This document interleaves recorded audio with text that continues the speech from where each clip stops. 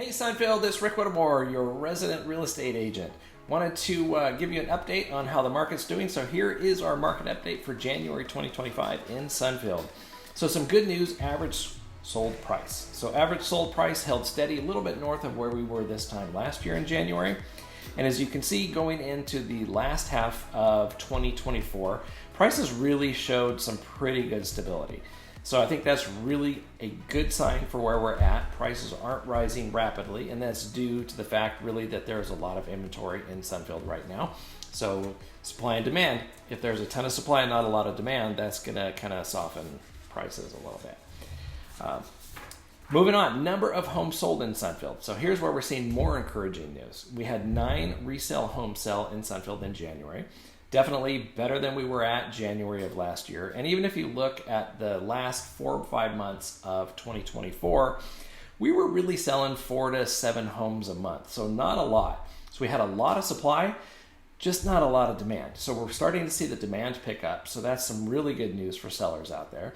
For buyers, it's going to slowly start picking up. So need to pay a little bit of attention. If you're kind of sitting on the fence, it might be time to start thinking about getting a little more serious about moving on a home if you see something that you like.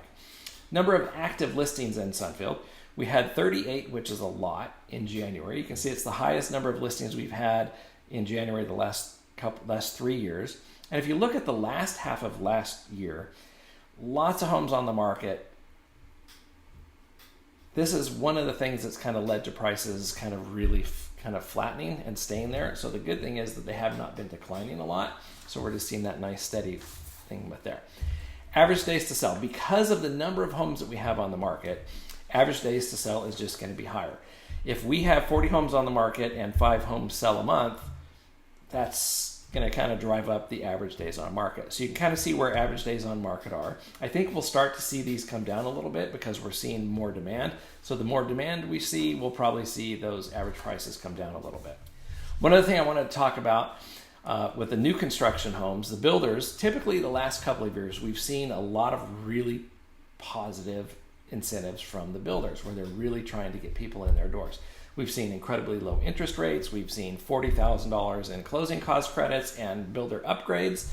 So we've seen a lot of that. The last couple of months, I'm not seeing a whole lot of that. And I pulled stuff up again yesterday to take a look at where our builder incentives are. And like Pulte had the one that stood out most on their website, and it was reduced mortgage payments. But it was very much like a year 1, year 2, year 3. By year 3, you're up to whatever the market rate is. So it's pretty short. A couple of years ago, I was seeing, for example, Castle Rock came in at a pretty low interest rate for the life of the loan.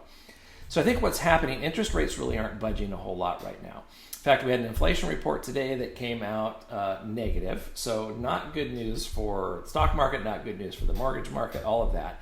So that really just goes to reinforce that we're really not going to see a big drop in interest rates. So interest rates are what they are.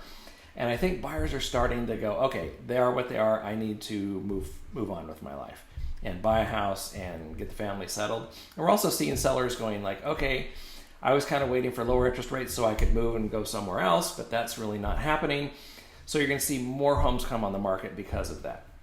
So circling back to the builders, what I'm really starting to see happen is the builders, it's not sustainable for them to come in at a 2.99 interest rate for the life of the loan.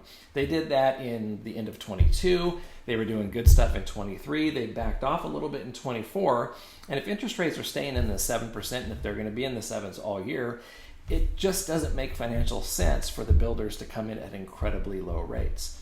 So a couple of things that builders have done over the last couple of years, during the COVID years, they were building a lot of production type homes. They kind of pulled out of like, come on into the design center. They really minimized what you could do. Some just completely stopped the design center and like, here's what you get.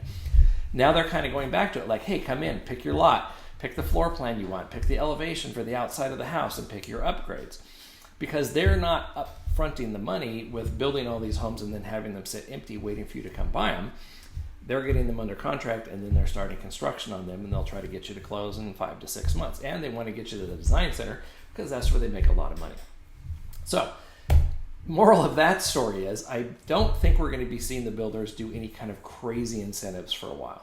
they're kind of just moving on with this little bit of a new business model, so to speak. So that can help some of the resale folks a little bit too, because it was really hard when we were selling homes in Sunfield and there's a resale home and then you get a new construction and they're giving all these credits and low interest rates, and it's like, gosh dang it, maybe I'm going to do that.